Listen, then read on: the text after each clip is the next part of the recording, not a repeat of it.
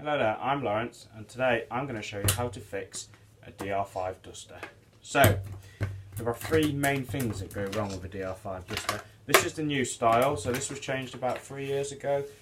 Main giveaway is the red handle and the end seal here. So that's the new style. The old style, very similar apart from black handle, and it has a fat rounded end as opposed to the smaller one.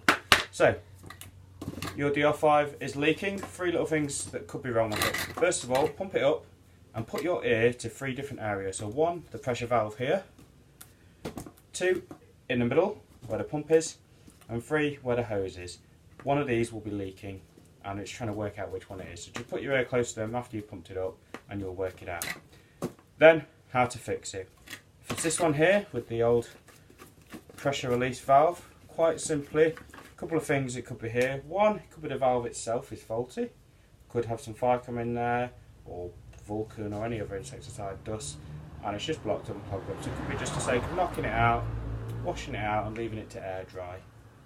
Or, first of all, what you want to try is underneath, when you take it out of the duster, you get this black plastic sleeve and you get this green rubber seal.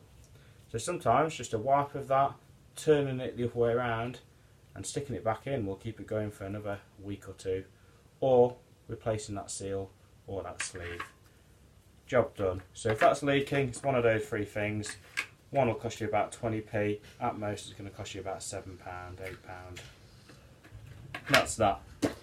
Then, if it's leaking in the middle, then it's actually this bottom seal on the pump. So a lot of people believe it's this, there's a big rubber seal around the edge here that seals around the top, a bit like a Gloria sprayer or things like that, but actually 9 times out of 10 is this bottom rubber seal.